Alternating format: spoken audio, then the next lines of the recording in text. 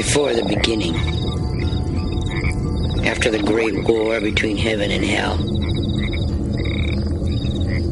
God created the earth and gave dominion over it to the crafty ape he called man.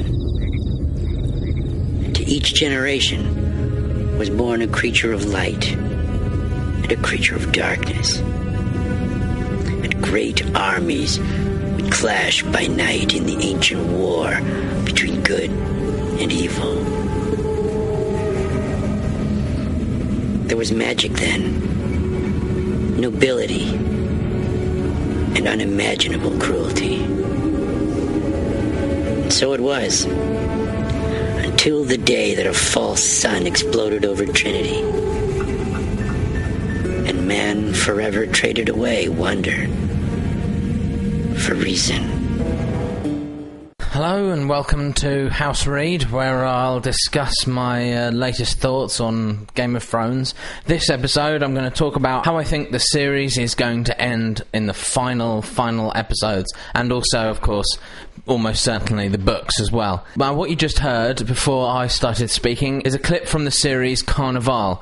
And the reason I played you this clip is because I think that Carnivale, although set in the Dust Bowl Depression era America, has in fact got the same plot structure as Game of Thrones. The basic structure of Carnivale is that it follows two individuals, as that voiceover pointed out. One of which represents the light, and one of them represents the dark. Often you're not sure which one is which. But these two characters build in their powers and approach each other, and in the end, for the climax of the series, we'll have a final Armageddon-like battle between these two forces. So who do I think these two characters are in Game of Thrones? My theory is that these two characters are Daenerys Targaryen and Jon Snow. The reason I chose these two characters is probably obvious, in that the book series is called A Song of Ice and Fire, and these two characters are the characters which perfectly sum up this dichotomy. You've got Jon Snow, who's actually named after the ice element, is constantly associated with the cold, the White Walkers, and so on. And you've got Daenerys Targaryen, who is obviously intimately connected with fire, in the way that she's the mother of dragons.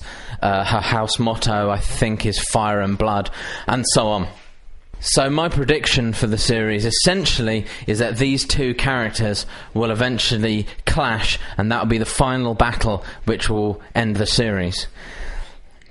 But that's not all. My theory is a little bit more specific than that, because I think the way it's going to work is that Daenerys Targaryen is going to be the final villain.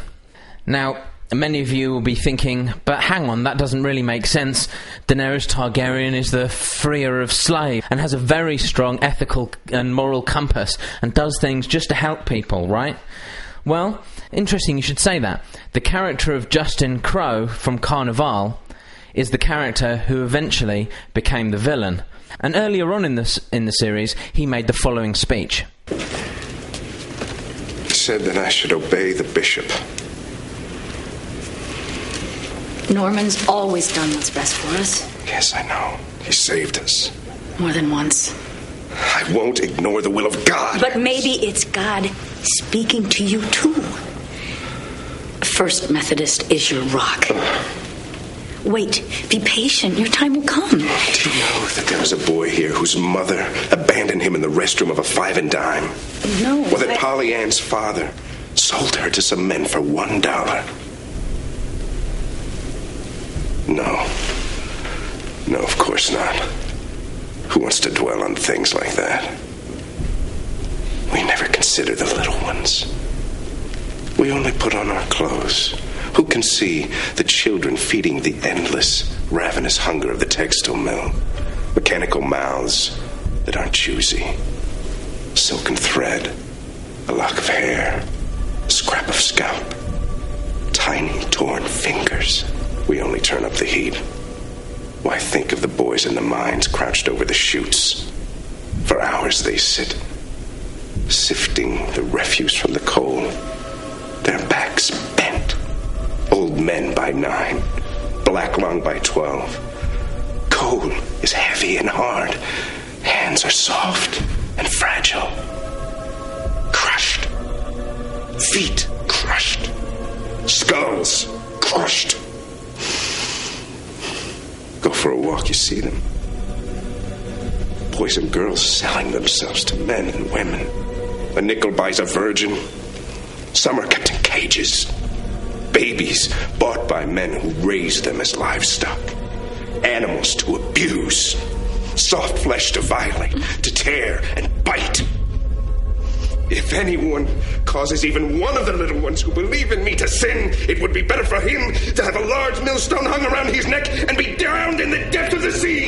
They must open their eyes. They must open their mouths and drown. Now you can hear in Justin Crow's speech that for him, morality was very important, especially protecting the vulnerable, in a similar way to Daenerys. But also you can hear how he got filled with rage towards the end about the people who wouldn't let him do what he felt needed to be done. In a similar way that Daenerys has also shown anger, but also great cruelty to those who get in her way. Thank you, Zara Zoan Doxos. Thank you for teaching me this lesson. I am King of Carnivale. I can help you now. Truly help you. We can take the Iron Throne. I'll bring you 1,000 Please, ships. please, yeah, thank you. All that you please is within your reach. Thank you, please.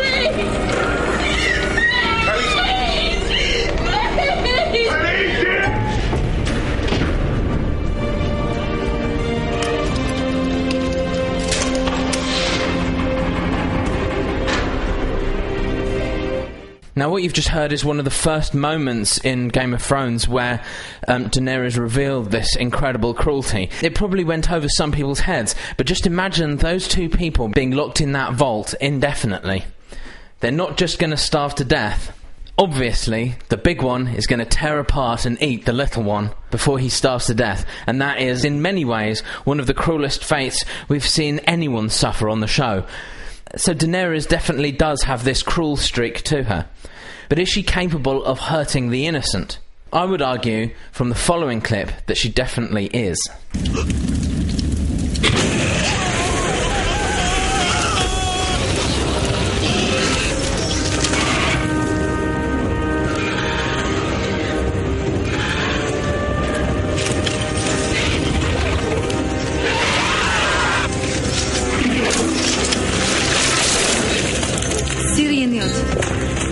Jevi que não tis exondau. Jevi que não tis pactos. Jevi que não tis laudicis osimis. Vala morgulis. For those of you who don't speak that language, I'll translate exactly what it is that Daenerys was saying there after she burnt a man alive. Who is innocent? Maybe all of you are. Maybe none of you are. Maybe I should let the dragons decide. So she's definitely proved herself fully capable of hurting the innocent if it benefits her in some way. But what about Jon Snow? He's dead, right? We'll get to that in a second. But it's interesting to note about Jon Snow that, in a sense, Jon Snow has been abandoned by his parents. He doesn't know who his mother was, and his father never treated him really as a full son. This is also exactly the same for Ben Hawkins, the good guy from Carnivale. Maybe it means nothing, but it's just interesting. But what about Jon Snow being dead? I don't think really there's any viewers of the show that think he's going to be permanently dead. For my theory on roughly what's going to happen with Jon Snow, I'll refer you to this clip from The Matrix soon after the main hero, Neo, dies.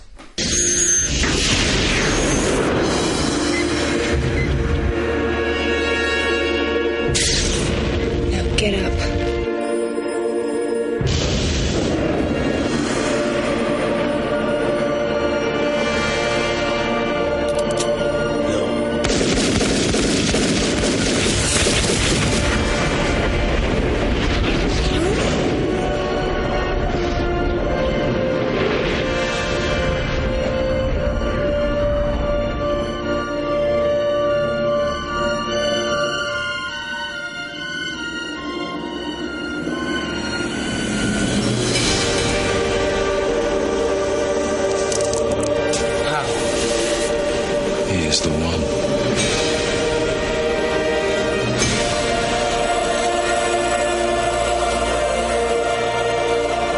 So yes, I think that Jon Snow will rise from the grave with newfound powers, possibly the ability to warg or whatever it is.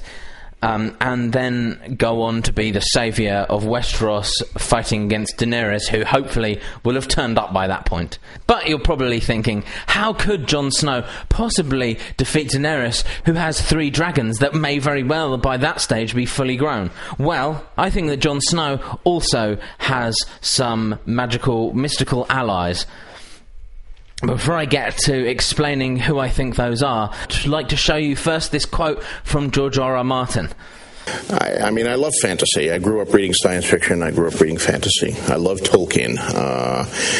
I read him when I was in junior high school. He had a profound effect on me. He's the father of all modern fantasy. We all are working in the shadow of the great mountain that is Lord of the Rings. But that being said, Tolkien did certain things that are different than what I would do. And in the hands of some of the Tolkien imitators, those things have become cliches that I think have ultimately harmed the genre and made people think that it's entertainment for children or for particularly slow adults. And all this stuff about the Dark Lord is rising in the north, and the good guys have to get together to fight him. Handsome guys in white cloaks fighting really ugly guys who dress all in black. The battle between good and evil. That's fine. The battle between good and evil is a universal theme, not only for fantasy but for any fiction. Right. But my opinion has always been that the battle between good and evil is fought within the individual human heart. All of us have the capacity for good. All of us have the capacity for evil. The same people have the capacity for doing that on different heroes who save their whole platoon and are incredibly brave, and then they go home and they beat up their wives, or they become an alcoholic, or they become a thief and things like that. How do you reconcile that? Well, they're human beings, and human beings are endlessly fascinating to me, and the fact that we do have good and evil in us, that we can be angels or we can be monsters, and how do we make these choices? How do we go through life? And that's the stuff I love to wrestle with.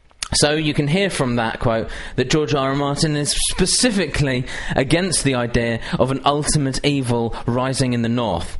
I think what he's doing there is essentially hinting that the White Walkers may not be as evil as we've taken them to be so far.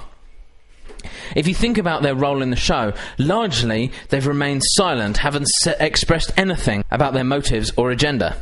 So I think the best way of trying to work out what their agenda might be or what sort of characters they are is by looking at the actions that we've seen them take in the show.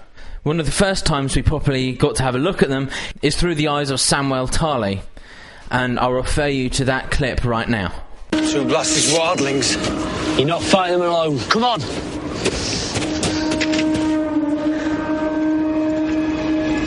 Three blasts. Run!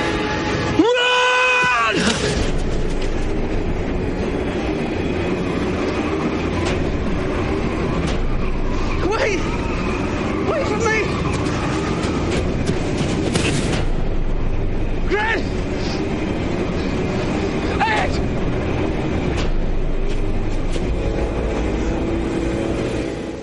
So the White Walkers took a look at Sam Tarly. In fact, they locked eyes for a couple of seconds and then just walked on, leaving him there, when they haven't done the same with the other Knights of the Watch. So what's the difference between Sam and these other knights? Well, one difference could be that Sam's actually quite a nice guy. He was sent to the Wall basically because his father didn't really know what to do with him. Most of the other people who were at the Wall were sent there because they were rapists, thieves, murderers, who took a job at the Wall as part of a sort of medieval plea bargain. So it could be that the White Walkers have actively avoided killing people who are either not trying to kill them, but also not bad guys. Another time that we've seen the White Walkers do something is when they took one of Craster's sons. With the biased assumption that the White Walkers are evil, it seems like child kidnapping. But what if it's closer to child rescue?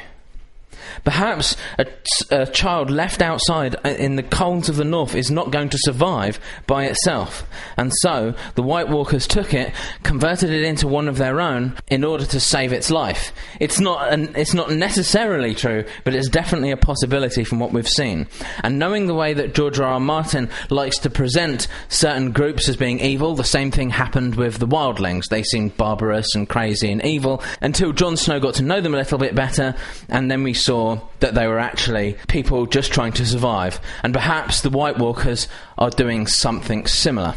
So, this is my bold prediction for the end of this video, which is that I think the final battle will be between the forces of the dragons versus White Walkers, with Jon leading the White Walkers, Daenerys leading the dragons, Jon being the good guy, Daenerys being the bad guy, and eventually Jon may win.